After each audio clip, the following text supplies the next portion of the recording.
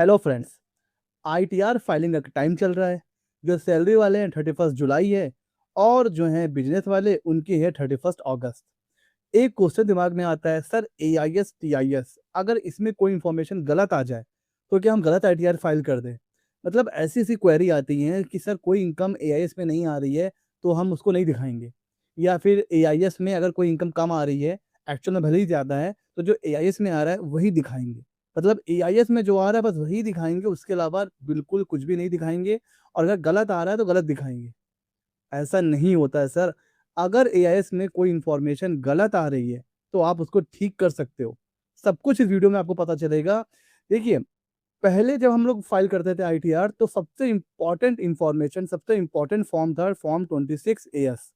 फिर इंट्रोड्यूस हुआ AIS TIS. तो अब 26 एएस बस आप टीडीएस चेक करिए, और टीडीएस वहां भी अगर आपको चेक नहीं करना है तो वो भी एआईएस और टीआईएस से चेक हो जाता है, एनुअल इंफॉर्मेशन सिस्टम। तो अब इन दोनों में क्या डिफरेंस है? दोनों भाई भाई होते हैं, चाहे वो एआईएस हो चाहे टीआईएस हो। टीआईएस क्या होता है? इंफॉर्मेशन का समराइज्ड व्यू होता है, और जब आप उसके ऊपर क्लिक करके उसको डिटेल में देखते हो या डाउनलोड करते हो तो उसको आप कह सकते हो एआईएस। यही बस एक छोटा सा डिफरेंस होता है। टीआईएस में समरी आ जाता है कि भाई ठीक है, बैंक से इंटरेस्ट आ रहा है 10,000, और जब आप देखोगे डिटेल में कि भाई पीएनबी से 5,000 और एसबीआई से 5,000, तो वो डिटेल आपको मिलेगी एनुअल इंफॉर्मेशन स्टेटमेंट एआईएस में। तो ये डिफरेंस होता है सर। क्या-क्या चीज़ें एआईएस में आती हैं? पूरे साल भर में, अब ये बहुत ध्यान से समझिएगा, पूरे साल भर में वो सारी गतिविधियाँ, वो सारे ट्रांज़ैक्शन जिसमें डायरेक्टली या इनडायरेक्टली आपका पैन इन्वॉल्व होता है, वो सारी चीज़ें एआईएस टीआईएस में रिपोर्ट होती हैं। अब बैंक के ट्रांज़ैक्शन, बैंक में तो आपका पैन लगा होता है, वो सारी चीज़ें, interest, securities, share income, TDS, TCS, कोई सिग्निफिकेंट ट्रांज़ैक्शन बैंक में हो रहा है, हाई वैल्यू रिकॉर्ड हो रहा है, कोई आपने ज़मीन बेची, खरीदी, रिफंड, डिमांड, पेमेंट, सब कुछ। इसका क्या मतलब है सर? कोई ऐसा अगर ऐसा ट्रांज़ैक्शन है जिसमें आपका पैन नहीं आ रहा है सर, वो नहीं आएगा सर। आपको कैश में रेंट की रेंटल इनकम हो रही है। आपने घर दे दिया किराए पे, रेंटल इनकम हो रही है सर आपकी। आपने कोई मशीनरी किराए पे दे दी है, किराया है 5,000, 6,000, 8,000, कैश में मिल रहा है सर।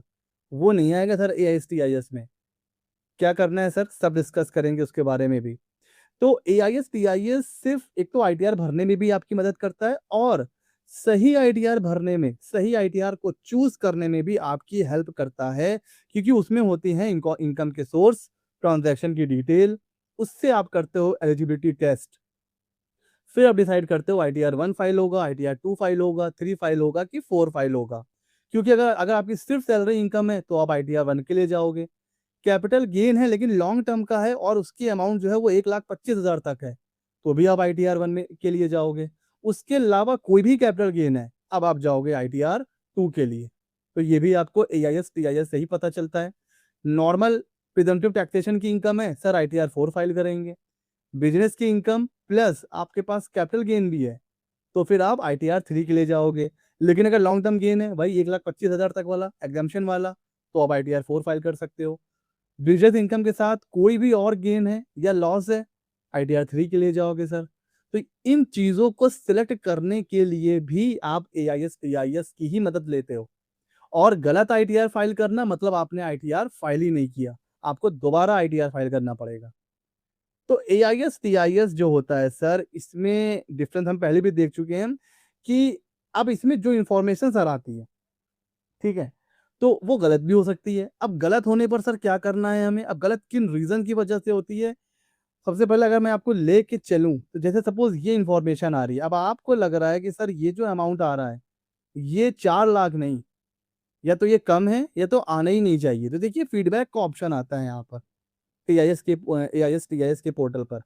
ऑप्शन पे आप क्लिक करेंगे सर, तो आप नीचे देखो यहाँ पर फीडबैक का ऑप्शन आ रहा है। अब यहाँ पर कुछ चीज़ें आ रही हैं। अगर इन्फॉर्मेशन करेक्ट है ना तो ये ऑप्शनल है। अब अगर आपकी 20 इनकम आ रही है तो आप एक-एक में जाके इन्फॉर्मेशन इज़ करेक्ट नहीं करोगे। छोड़ दो सर, आ रहा है, सही है, छोड़ दीजिए।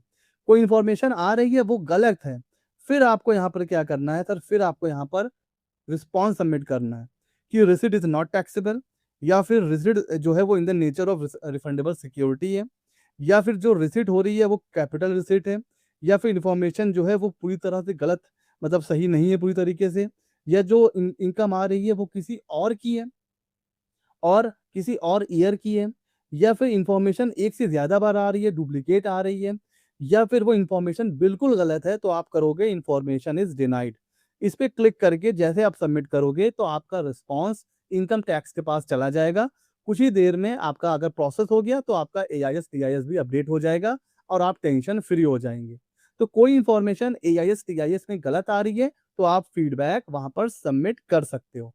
दिमाग में सर ये आता है कि इन्फॉर्मेशन गलत आ कैसे सकती है? सर बहुत से रीज़न होते हैं। कई बार ऐसा होता है कि एक-एक एंट्री 2 बार आ गई सर, तो डुप्लीकेट एंट्री हो जाती है वहाँ पर। टाइमिंग का डिफरेंस हो सकता है।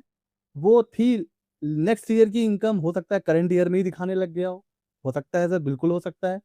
आपने कोई प्रॉपर्टी खरीदी-बेची जॉइंट, या आपका कोई जॉइंट अकाउंट है उसमें आपको इंटरेस्ट मिल रहा है। अब जॉइंट में मान लीजिए आपको 1 लाख मिला, तो जो जॉइंट है तो 50,000 एक के हाथ में, 50,000 दूसरे के हाथ में। लेकिन पूरा 1 लाख आपके में ही शो कर रहा है, तो गलत हो गया ना? आपको सिर्फ़ 50,000 टैक्सेबल था, लेकिन दूसरे का भी आपके में ही इंक्लूड कर रहा है। सेम चीज़ जॉइंट प्रॉपर्टी के केस में भी हो सकता है। तो ये सारी चीज़ें रीज़न हो सकते हैं कि आपका एआईएस और टीआईएस गलत इन्फॉर्मेशन दे रहा हो। तो अब एक क्वेश्चन आता है, लोग भी बड़े मासूम बन के क्वेश्चन पूछते हैं, सर एआईएस, टीआईएस गलत आ रहा है, तो जो आ रहा है उसी हिसाब से हम भर देते हैं। सर, आप इनकम टैक्स रिटर्न फाइल कर रहे हैं और इनकम टैक्स रिटर्न का सर पर्पस क्या होता है आपको पता है?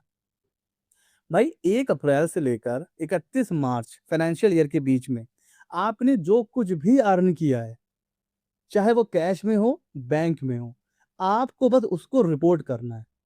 इसमें एआईएस और टीआईएस कहीं पर भी नहीं है सर। लोग सोचते हैं सर एआईएस, टीआईएस ही बेस है इनकम टैक्स रिटर्न फाइल करने का। सर एआईएस, टीआईएस में इन्फॉर्मेशन आ जाती है, आप उसको अपनी एक्चुअल रिकॉर्ड से कंपेयर करते हैं। चाहे वो इंटरेस्ट हो, शेयर की इनकम हो, प्रॉपर्टी हो, कुछ भी हो। आप उसको क्या करते हो, अपनी एक्चुअल जो आपका रिकॉर्ड होता है, उससे आप कंपेयर करते हो। कि कहीं कोई ऐसी इनकम तो नहीं आ गई जो मेरे हाथ में नहीं आनी चाहिए थी।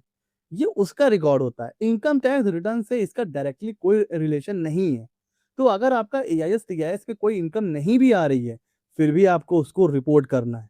अगर हो सकता है कि आपको कैश में रेंटल इनकम हो रही है, एआईएस, टीआईएस में नहीं आ रही है, आपको रिपोर्ट करनी है सर, और करेक्ट रिपोर्ट करनी है। हो सकता है एआईएस, टीआईएस में कोई इंटरेस्ट ना आ रहा हो, लेकिन आपको पता है कि वो इंटरेस्ट आपके हाथ में टैक्सेबल है, तो आप क्या करोगे? उसको रिपोर्ट करोगे सर।